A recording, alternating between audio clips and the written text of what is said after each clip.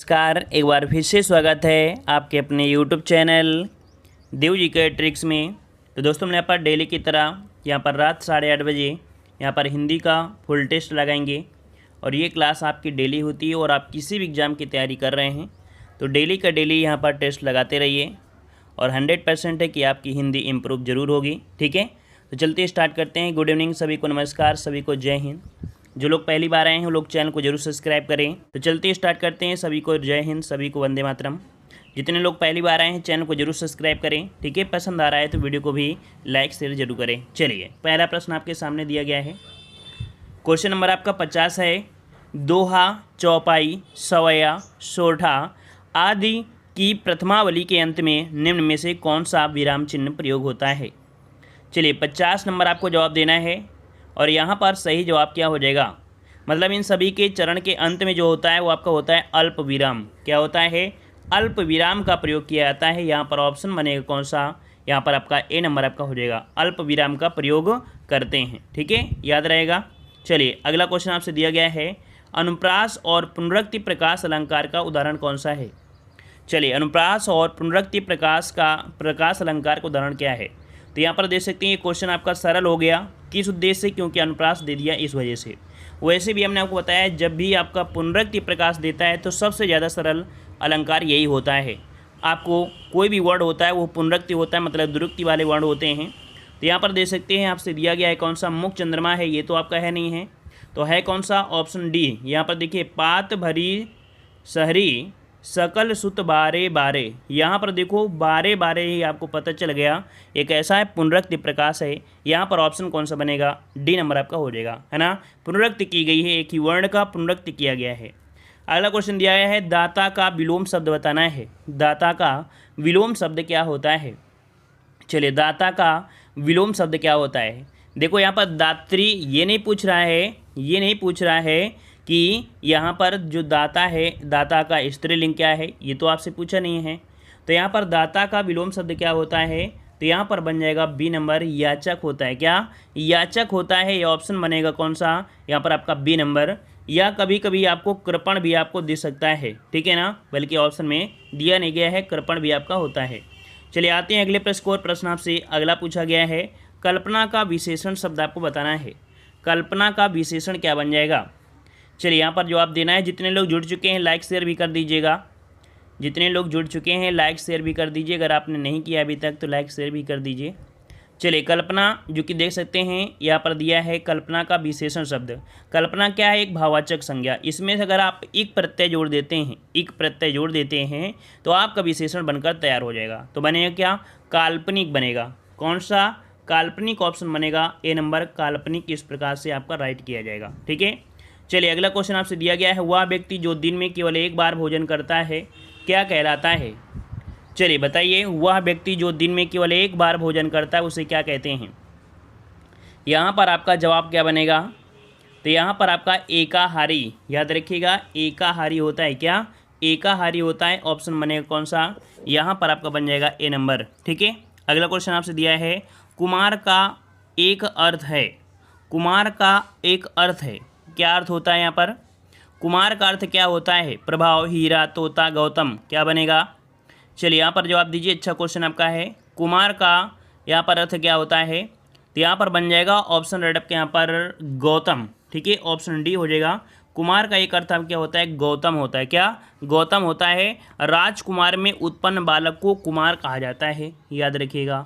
और महात्मा बुद्ध को भी कुमार अर्थात गौतम अर्थात अच्छे कुल में उत्पन्न कहा भी गया है। ठीक है ना, इस कारण से ऑप्शन डी हो जाएगा। अगला क्वेश्चन दिया है। अर्थ के आधार पर निम्नलिखित वाक्य का भेद बताना है। कह रहा है, ईश्वर करे आपकी यात्रा शुभ हो। यहाँ पर बताइए किस प्रकार का ये वाक्य है?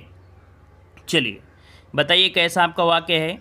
तो जब भी कभी क्या हो कि आपका दिया गया है शुभ आगमन, मतलब कह सकते हैं शुभ, ईश्वर करे आपकी यात्रा शुभ हो, है ना। यहाँ पर इच्छा प्रकट हो रही है। क्या? इच्छा आपकी हो रही है। यहाँ पर ऑप्शन क्या हो जाएगा? ऑप्शन बने आपका सी, इच्छा बोधक होता है। क्या? इच्छा बोधक होगा। ठीक है, अगला क्वेश्चन दिया है। निस्तेज का संधिविच्छेद क्या है? निस्तेज का संधिविच्छेद क्या बनता है? चलिए, निस्तेज का संधिविच्छेद क्या बनेगा? चलिए यहाँ पर ऑप्शन आ रहा है निस्तेज, नी धन तेज, बिल्कुल सही है। यहाँ पर 57 का ऑप्शन बनेगा नी धन तेज। कौन सा? ऑप्शन ए हो जाएगा, नी धन तेज बनेगा, नी धन तेज बन जाएगा। ठीक है, ये आपका होता है जो कि एक विसर्ग संधि है। ठीक है, और आते हैं अगले प्रश्न आपसे। अगला पूछा गया है कि जो शब्द विशेषण अथवा क्रिया विशेषण की विशेषता बताते हैं उसे क्या कहते हैं? जो शब्द विशेषण अथवा क्रिया विशेषण की विशेषता बताते हैं उसे क्या कहते हैं? चलिए, विशेषण अथवा क्रिया विशेषण है ना, अच्छा क्वेश्चन आपका है। तो यहाँ पर जवाब क्या बनेगा? उन्हें प्राविशेषण कहते हैं। बिल्कुल सही है, जवाब यहाँ पर आ रहा है, ऑप्शन बी आ रहा है सभी का। तो लॉक कर देते हैं, ऑप्शन बी हो जाएगा, प्राविशेषण कहते हैं। ठीक है, अगला क्वेश्चन दिया है माल गोदाम में समास कौन सा है? माल गोदाम मतलब माल के लिए गोदाम, क्या बनेगा? माल के लिए गोदाम, है ना। इसका मतलब है यहाँ पर क्या हो जाएगा? चतुर्थी संप्रदान तत्पुरुष है। क्या? चतुर्थी संप्रदान तत्पुरुष समास आपका है, ऑप्शन बनेगा यहाँ पर आपका ए नंबर। ठीक है, ए नंबर आपका बन जाएगा। अगला क्वेश्चन दिया है मोहन नहीं आने वाला है, वाक्य है। मोहन नहीं आने वाला है, वाक्य है, कैसा वाक्य है? बलदायक, संदेहवाचक, स्वीकारात्मक या नकारात्मक? तो यहाँ पर दे सकते हैं कि आपको नेगेटिव सेंस आपको दे दिया गया है, नकारात्मक यहाँ पर आपको दर्शाया भी गया है। तो यहाँ पर आपका नेगेटिव है, तो आपका जवाब क्या बनेगा? यहाँ पर नकारात्मक है। कैसा वाक्य है? नकारात्मक आपका जवाब बनेगा डी नंबर। अगला क्वेश्चन दिया गया है निम्नलिखित वाक्य का शुद्ध रूप आपका कौन सा है? मतलब अब आप जा सकता है, तो भाई ऐसा तो हम बोलेंगे नहीं। यहाँ पर आप शब्द आपको दिए हैं और आपके बाद इसमें आपने बेइज्जती कर दिया, तो ऐसा तो नहीं होगा। अब आप जा सकते हैं ऐसा होना चाहिए, है ना। अब आप जा सकते हैं, तो ऑप्शन बनेगा कौन सा? डी नंबर आपका राइट हो जाएगा। क्लियर है ना। चलिए, अगला क्वेश्चन आपसे दिया गया है साहित्य गुंजन नामक साहित्यिक पत्रिका कहाँ से प्रकाशित हुई थी? साहित्य गुंजन नामक साहित्यिक पत्रिका कहाँ से प्रकाशित हुई थी? रतलाम से, जबलपुर से, नागौद से या इंदौर से? यहाँ पर आपका जवाब क्या बनेगा? तो ये प्रकाशित हुई थी पत्रिका इंदौर से। कहाँ से? तो साहित्य गुंजन नामक जो साहित्यिक पत्रिका थी ये इंदौर से प्रकाशित हुई थी। ऑप्शन डी आपका राइट हो जाएगा। नेक्स्ट क्वेश्चन दिया है सीमित क्षेत्र में बोली जाने वाली भाषा को कहा जाता है? सीमित क्षेत्र में बोली जाने वाली भाषा को क्या कहा जाता है? भाषा, उपभाषा, बोली या लिपि? चलिए, यहाँ पर जवाब देना है, सही क्या बनेगा? ऑप्शन यहाँ पर आ रहे हैं, ऑप्शन आ रहा है यहाँ पर आपका बोली बोला जाता है। चलिए भाई, बोली, तो यहाँ पर बिल्कुल सही है। ऑप्शन क्या बनेगा? यहाँ पर सीमित क्षेत्र में बोली जाने वाली बोली को यहाँ पर क्या बोलते हैं? बोली बोलते हैं। ऑप्शन बनेगा यहाँ पर आपका सी नंबर। क्या बन जाएगा? तो 63 का ऑप्शन यहाँ पर आ गया है, ऑप्शन सी लगभग सभी का जवाब बिल्कुल सही आ गया है। चलिए, अगला क्वेश्चन दिया है मगही किस उपभाषा की बोली है? मगही किस उपभाषा की बोली है? राजस्थानी, पश्चिमी हिंदी, पूर्वी हिंदी या बिहारी हिंदी? चलिए, 64 का जवाब देना है, 64 का जवाब देना है, मगही दिया है, मगही। और मगध साम्राज्य की अगर हम बात करते हैं तो ये बिहार में था, है ना। मगध साम्राज्य आपके बिहार में, तो इससे आपको याद रहेगा कि मगही अर्थात बिहार की 3 बोलियाँ हैं, भोजपुरी, मगही और आपकी मैथिली, मिथिला नरेश। Option D. अगला क्वेश्चन दिया है संशोधन के लिए उपयुक्त शब्द आपका कौन सा है? संशोधन के लिए हम लोग शब्द क्या करते हैं? तो कभी कभी आपने सुना होगा मॉडिफाई करना, है ना, या कह सकते हैं मॉडिफिकेशन। क्या बोलते हैं? मॉडिफिकेशन बोल देते हैं। यहाँ पर ऑप्शन का आंसर बनेगा 65 नंबर में, ऑप्शन बी हो जाएगा, मॉडिफिकेशन। ऑप्शन बी राइट हो जाएगा। नेक्स्ट क्वेश्चन दिया गया है निम्न विकल्पों में से वाक्य के लिए उपयुक्त लोकोक्ति का चयन करना है। निम्न विकल्पों में से वाक्य के लिए उपयुक्त लोकोक्ति का चयन कीजिए। कह रहा है सीमित दायरा होना। सीमित दायरा होना का अर्थ क्या होता है? चलिए, यहाँ पर जवाब देना है सीमित दायरा होना वाक्य के लिए सही लोकोक्ति आपको बताना है। मियाँ की दौड़ मस्जिद तक क्या होती है?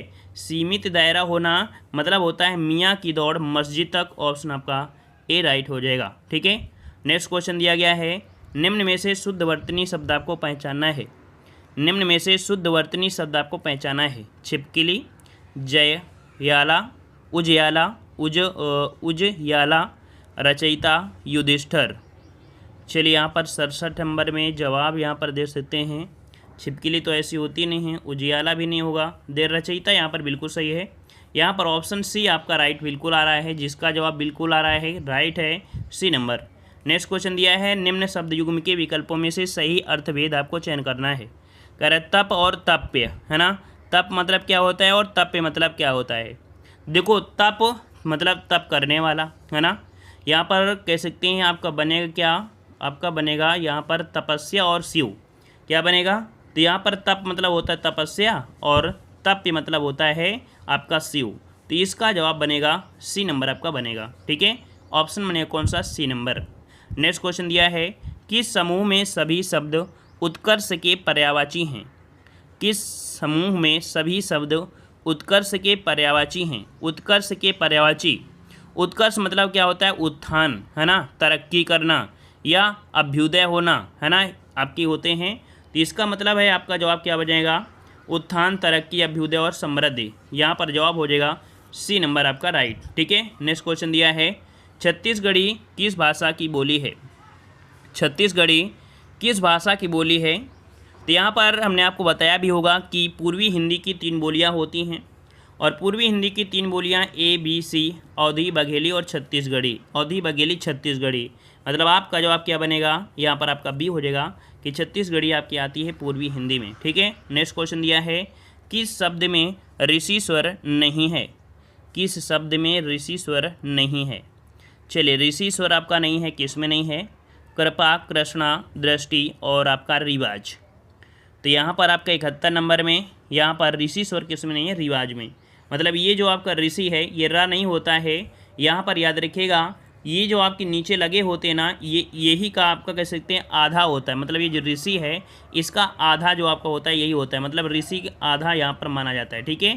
तो ये रा नहीं होता है, ये ऋषि वाला होता है ना, रिली बोल देते हैं, रिले। तो ये इसमें है लेकिन रिवाज में नहीं है। नेक्स्ट क्वेश्चन है कारतूस किस भाषा का शब्द है। कारतूस किस भाषा का शब्द है, अरबी, फारसी, फ्रेंच या तुर्की। चलिए कारतूस किस भाषा का है, 72 नंबर में लॉक करिए, जल्दी से ऑप्शन लॉक करिए। जो लोग बाद में जुड़े भाई वीडियो को लाइक शेयर भी करते रहिए। कहने वाले आप करते हैं, आप लोग लाइक शेयर भी कहने पर ही करते हैं, ऐसे नहीं करते हैं। चलिए यहाँ पर देख सकते हैं वह कारतूस किस भाषा का है, 72 नंबर में। यहाँ पर फ्रेंच भाषा, बिल्कुल सही जवाब आ गया है। यहाँ पर जो कारतूस है ये फ्रेंच भाषा का शब्द है। कैसा है, फ्रेंच भाषा का है। ऑप्शन हमने आपका सी नंबर।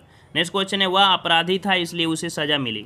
वाक्य बताना है कैसा है, वह अपराधी था इसलिए, क्या दिया है, इसलिए दिया है। अब ये बताइए इसलिए का जो प्रयोग करते हैं कहाँ पर करते हैं, मिश्र वाक्य में, संयुक्त वाक्य में। सरल में तो करेंगे नहीं, है ना, सरल में तो करेंगे नहीं। इसका मतलब है वह अपराधी था, है ना, तथा उसे सज़ा मिली। दोनों वाक्य प्रधान है इसलिए यहाँ पर कह सकते हैं जो जवाब बनेगा वो आपका बनेगा कौन सा, संयुक्त वाक्य। क्या बनेगा, संयुक्त वाक्य हो जाएगा। यहाँ पर 73 का ऑप्शन राइट आपका बनेगा। यहाँ पर बी नंबर हो जाएगा, संयुक्त वाक्य बन जाएगा, ठीक है। अगला क्वेश्चन आपसे पूछा गया है कि निम्न में से कौन सा छंद का प्रकार नहीं है। कौन सा छंद का प्रकार नहीं है, दोहा, सोरठा, दृष्टांत, चौपाई। चलिए तो यहाँ पर देख सकते हैं कि छंद में आपने दोहा छंद पढ़ा, सोरठा पढ़ा, चौपाई पढ़ा, लेकिन यहाँ पर दृष्टांत आपका नहीं होता है। क्या, दृष्टांत नहीं होता है। ये अलंकार में आपका कह सकते हैं देखने को मिल जाएगा, है ना। चलिए अगला क्वेश्चन आपसे दिया गया है प्रेरणार्थक की दृष्टि से शुद्ध वाक्य आपको बताना है। प्रेरणार्थक की दृष्टि से शुद्ध वाक्य इसमें से कौन सा बन जाएगा। चलिए यहाँ पर बताइए प्रेरणार्थक की दृष्टि से, यहाँ पर देखते हैं क्या सही बनेगा। कह रहा मकान मालिक ने पुलिस से किराएदार को बाहर निकाल दिया। तो ये तो बनेगा नहीं हमारे हिसाब से, ये शुद्ध वाक्य बनेगा नहीं बनेगा। मकान मालिक ने पुलिस द्वारा किराएदार को बाहर निकाल दिया। अच्छा भाई, मकान मालिक ने पुलिस द्वारा, है ना, पुलिस द्वारा, बिल्कुल इसमें सी वाले को राइट कर दीजिए, दिक्कत आपका नहीं है। यहाँ पर सी नंबर आपका राइट हो जाएगा, ठीक है, सी नंबर। नेक्स्ट क्वेश्चन दिया गया है, यहाँ पर आपको दिया गया है क्या, यहाँ पर दिया गया आपको खाली स्थान एक अनुच्छेद आपका होता है। और यहाँ पर भी ऐसे क्वेश्चन आपके दिए होते हैं जहाँ पर आपको खाली स्थान भरना है और बहुत ही अच्छी तरीके से ये भी सॉल्व हो जाता है। बस आपको सेंटेंस जोड़ना होता है। क्या, सेंटेंस आपको जोड़ना होता है। जैसे आपका 76 नंबर दिया गया है तो यहाँ से आप पढ़िएगा कि महंगाई की समस्या का समाधान क्या होता है भाई, समाधान ही तो होता है कि और कुछ होता है, और कुछ हो सकता है, नहीं हो सकता है ना। मतलब यहाँ पर जो भरा जाएगा समाधान भरा जाएगा, है ना। इसी प्रकार से यहाँ पर जनसंख्या वृद्धि पर तुरंत रोक लगाई जाए। यहाँ पर जो आपका दिया गया है उसको यहाँ पर हम लोग भरेंगे, है ना। 77 वाले में हम लोग अगर भरेंगे तो इस प्रकार भर देंगे कि उत्पादन, है ना। तो इस प्रकार से इनको जब हम सामने होंगे पूरे पूरे आप सॉल्व कर सकते हैं। आगे आते हैं, यहाँ पर क्वेश्चन दिया है हिंदी साहित्य के कि गोस्वामी तुलसीदास का निधन वाराणसी के किस घाट पर हुआ था। चलिए, गद्यांश के क्वेश्चन आप अपने अकाउंट में जोड़ सकते हैं, खाते में अपने जोड़ सकते हैं, ठीक है ना। चलिए, यहाँ पर बताइए कि गोस्वामी तुलसीदास का निधन वाराणसी के किस घाट पर हुआ था। 67 का जवाब देना है और 67 का ऑप्शन क्या बनेगा, यहाँ पर बन जाएगा बी नंबर 80 घाट पर। कहाँ पर, 80 घाट। यहाँ पर जवाब आ रहा है ऑप्शन बी, बिल्कुल राइट है, बी नंबर हो जाएगा। नेक्स्ट क्वेश्चन है, निर्गुण भक्ति काव्य के प्रमुख कवि कौन हैं। निर्गुण भक्ति काव्य के प्रमुख कवि इनमें से कौन बनेंगे। चलिए, 68 की अगर हम बात करते हैं तो यहाँ पर आपका जवाब जो बनेगा वो हैं आपके कौन, कबीर दास हैं, ऑप्शन सी।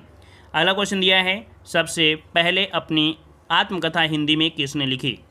सबसे पहले अपनी आत्मकथा हिंदी में किसने लिखी थी। यहाँ पर आपका जवाब क्या बनेगा, तो यहाँ पर जवाब हो जाएगा डॉक्टर राजेंद्र प्रसाद। इनमें से सबसे पहले अपनी आत्मकथा जो लिखी थी वो आपका लिखा था किसने, डॉक्टर राजेंद्र प्रसाद ने लिखा था। यहाँ पर ऑप्शन आपका बनेगा ए नंबर। नेक्स्ट क्वेश्चन है, राष्ट्रकवि के रूप में प्रसिद्ध हैं।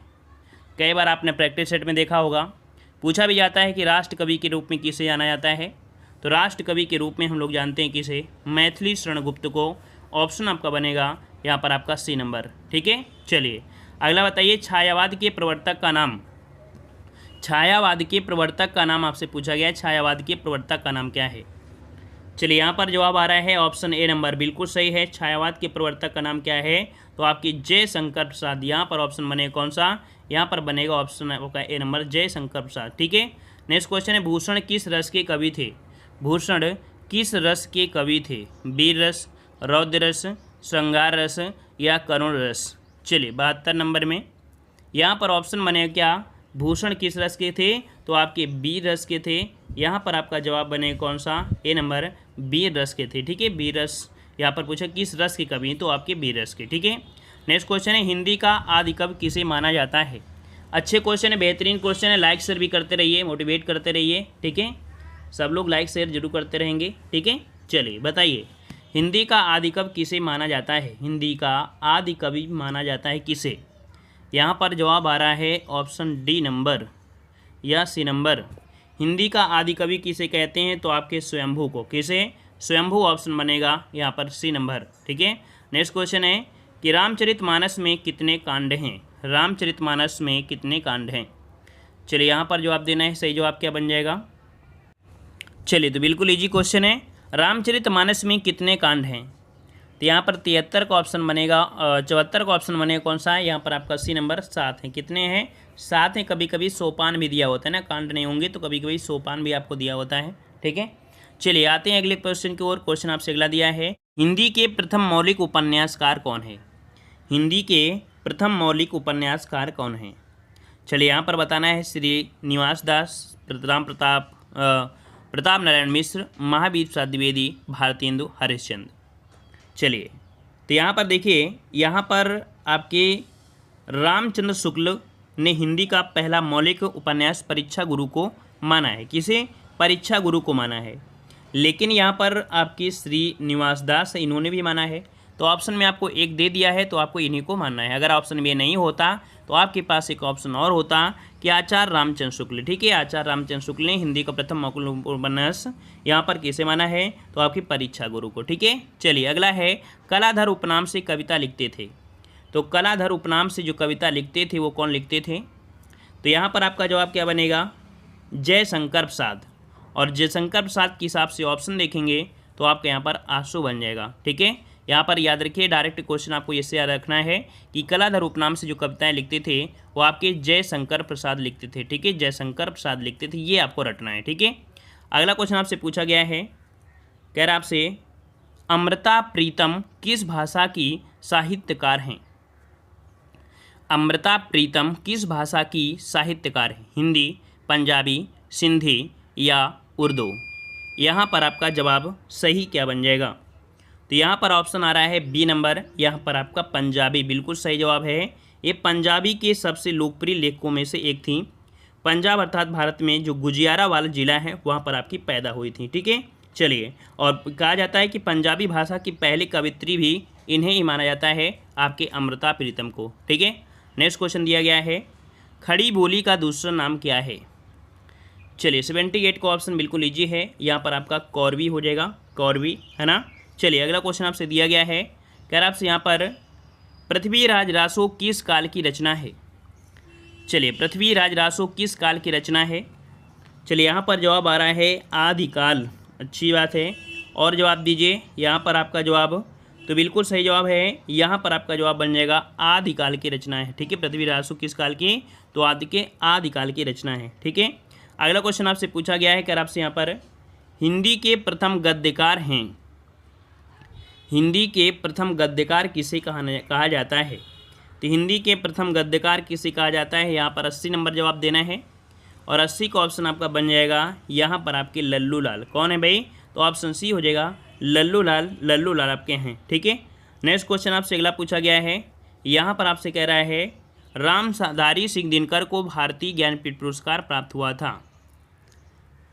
चलिए बताइए किसके लिए उन्हें प्राप्त हुआ था। और हमने आपको कल भी बताया था 1972 में, है ना, उनके उर्वशी के लिए प्राप्त हुआ था। किसके लिए, उर्वशी के लिए। ऑप्शन क्या बनेगा, यहाँ पर बन जाएगा आपका बी नंबर। ठीक है, नेक्स्ट क्वेश्चन है, क्या आपसे किस काल को स्वर्ण काल कहा जाता है, किस काल को स्वर्ण काल कहा जाता है। चलिए रीत काल, भक्ति काल, आदिकाल या आधुनिक काल। चलिए यहाँ पर जवाब आ गया है, ऑप्शन आ रहा है यहाँ पर आपका बी नंबर भक्ति काल। तो राइट आंसर आपका बिल्कुल सही है, भक्ति काल को यहाँ पर कहा जाता है ना। ऑप्शन आपका बी हो जाएगा। नेक्स्ट क्वेश्चन दिया गया है, गागर में सागर भरने का कार्य किस कवि ने किया है। गागर में सागर भरने का कार्य किस कवि ने किया है। चलिए 83 का ऑप्शन देना है और 83 का ऑप्शन राइट क्या बनेगा, यहाँ पर बिहारी दास को कहा जाता है, बिहारी जी को कहा जाता है, बिहारी जी को गागर में सागर, है ना। चलिए अगला क्वेश्चन दिया है, हिंदी गद्य का जन्मदाता किसे माना जाता है। हिंदी गद्य का जन्मदाता किसको माना जाता है। यहाँ पर जवाब देना है, यहाँ पर प्रताप नारायण मिश्र, बालकृष्ण भट्ट, महावीर प्रसाद द्विवेदी, भारतेंदु हरिश्चंद्र। चलिए यहाँ पर ऑप्शन आने शुरू हो गए हैं और ऑप्शन आ रहा है डी नंबर। चलिए ऑप्शन डी बिल्कुल आपका राइट हो जाएगा, भारतेंदु हरिश्चंद्र को माना जाता है, याद रखिए डी नंबर। ठीक है, नेक्स्ट क्वेश्चन आपसे दिया गया है, क्या आपसे यहाँ पर प्रथम सूफी प्रेमाख्यानक काव्य के रचयिता कौन हैं। चलिए प्रथम सूफी प्रेमाख्यानक काव्य के जो रचयिता हैं वो आपकी कौन हैं। यहाँ पर जवाब बनेगा मुल्ला दाऊद। कौन, मुल्ला दाऊद। ऑप्शन आपका बनेगा ए नंबर आपका राइट हो जाएगा। ठीक है, जो भी नया क्वेश्चन मिले उसे नोट जरूर करिएगा। ठीक है, नेक्स्ट क्वेश्चन दिया गया है, हिंदी साहित्य के इतिहास के सर्वप्रथम लेखक का नाम क्या है। हिंदी साहित्य के इतिहास के सर्वप्रथम लेखक का नाम क्या है। रामचंद्र शुक्ल, जॉर्ज गियर्सन, घासीदास,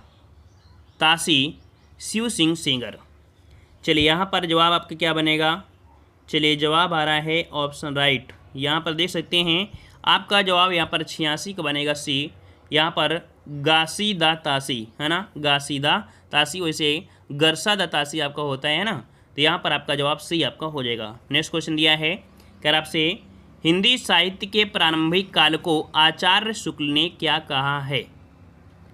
हिंदी साहित्य के प्रारंभिक काल को आचार्य शुक्ल ने क्या कहा है। चलिए 87 का जवाब देना है, तो यहाँ पर 87 का जवाब क्या बनेगा, ऑप्शन बनेगा आपका सी, सिद्ध सामंत काल। ठीक है, हिंदी साहित्य के प्रारंभिक काल को आचार्य रामचंद्र शुक्ल ने सिद्ध सामंत काल कहा है। ऑप्शन सी राइट आपका बन जाएगा। अगला, कामायनी किस प्रकार का ग्रंथ है। कामायनी किस प्रकार का ग्रंथ है, मतलब ये क्या है, चंपू काव्य है, महाकाव्य है, खंड काव्य है या मुक्तक काव्य है। ठीक है, जब कभी भी गद्य और पद्य दोनों शैली में लिखा जाता है उसे चंपू शैली बोल देते हैं, चंपू काव्य। ठीक है, यहाँ पर याद रखिए कामायनी एक महाकाव्य है जो कि आपके जयशंकर प्रसाद का महाकाव्य, ऑप्शन बी आपका राइट हो जाएगा। ठीक है, अगला है, दिनकर किस रस के कवि हैं। दिनकर किस रस के कवि माने जाते हैं। बीरस, करुण रस, रौद्र रस या श्रृंगार रस। चलिए यहाँ पर आपका जवाब हो जाए कौन सा। देखो ये तो आपके सबसे पहले क्या थे, लेखक भी रहे हैं, कवि रहे हैं और निबंधकार भी रहे हैं, और इन्होंने आधुनिक युग के श्रेष्ठ वीर रस के रूप में इन्हें स्थापित किया गया है। किसमें, वीर रस के रूप में इन्हें स्थापित किया गया है, अर्थात वीर रस। यहाँ पर ऑप्शन आपका ए हो जाएगा। अगला क्वेश्चन आपसे दिया गया है, कि आपसे निराला को कैसा कवि माना जाता है। क्रांतिवादी, पलायनवादी, भाग्यवादी या अवसरवादी। चलिए 90 का ऑप्शन क्या बनेगा। तो यहाँ पर निराला जी का जो कह सकते हैं एक ओजस्वी और नए तेवर के आपके क्रांतिकारी, है ना, एक ऐसे आपके क्रांतिकारी ने कहा जाता है। याद रखिएगा कि जो निराला जी थे इनका जन्म हुआ था 1897 ईस्वी में, ठीक है ना, और उनकी कविताओं में ओजस्वी और नए तेवर के कारण इन्हें क्रांतिकारी कवि कहा जाता है, ठीक है। निराला जो थे आपके छायावादी प्रवर्तक आपके थे, ठीक है। राम की शक्ति पूजा इनकी एक लंबी कविता भी है। ऑप्शन आपका ए हो जाएगा। नेक्स्ट क्वेश्चन आपसे दिया गया है, अष्टछाप के सर्वश्रेष्ठ भक्त कवि के रूप में किसका नाम लिया जाता है। यहाँ पर जवाब देना है और सही जवाब इनमें से कौन सा बन जाएगा। कल कोई कमेंट कर भी रहा था, है ना, कि यहाँ पर क्या होगा, तो देख सकते हैं यहाँ पर आपसे पूछा गया है अष्टछाप के सर्वश्रेष्ठ भक्त कवि के रूप में किसका नाम लिया जाता है। चलिए, कुंभनदास, कृष्णदास, सूरदास या परमानंद दास। तो याद रखिएगा ये अष्टछाप के कवियों में सबसे ज्येष्ठ थे आपके कुंभनदास, ठीक है। कौन, तो आपके सबसे ज्येष्ठ मतलब सबसे बड़े थे कुंभनदास, और सबसे छोटे की अगर बात करते हैं तो सबसे कनिष्क थे नंददास, ठीक है। सबसे कनिष्क थे, छोटे थे, नंददास थे। तो इसका जवाब आपका बनेगा ए नंबर। सर्वश्रेष्ठ भक्त कवि के रूप में जो माना गया है ना, अष्टछाप में, वो कुंभनदास को माना गया है। नोट कर लीजिएगा अच्छी तरीके से, ठीक है ना। और काव्य सौराष्ट्र की दृष्टि से, किससे, काव्य सौष्ठव की दृष्टि से सर्वप्रथम स्थान सूरदास का आता है। तो दोनों पॉइंट में अंतर है, ठीक है। यहाँ पर कह सकते हैं कि काव्य सौष्ठ की दृष्टि से सूरदास का पहला स्थान आता है, ठीक है ना। फिर आपका किसका आता है, तो आपके कह सकते हैं नंददास का आता है, फिर नंददास का आता है। लेकिन अगर ऐसे पूछा जाता है तब आप कुंभनदास बताएंगे, ये क्योंकि सबसे कनिष्क सबसे ज्येष्ठ थे, ठीक है। नेक्स्ट क्वेश्चन आपसे यहाँ पर दिया गया है, कह रहा है निम्नलिखित कवियों में से गांधी जी ने किस कवि को राष्ट्र कवि का सम्मान दिया। निम्नलिखित कवियों में से गांधी जी ने किस कवि को राष्ट्र कवि का सम्मान दिया है। यहाँ पर ऑप्शन राइट क्या बनेगा 92 नंबर में। तो 92 का जवाब यहाँ पर क्या बनेगा, आप लोगों को जवाब देना है, क्योंकि इस प्रश्न का जवाब हमने आपको बहुत पहले भी बता दिया है, कई बार आपको बताया भी है, ठीक है ना। तो इसका जवाब जितने लोग जुड़े हैं सभी लोग जवाब देंगे। साथ में आप लोग बताइएगा कि आज का जो स्कोर रहा है वो आपका कितना रहा है, ठीक है।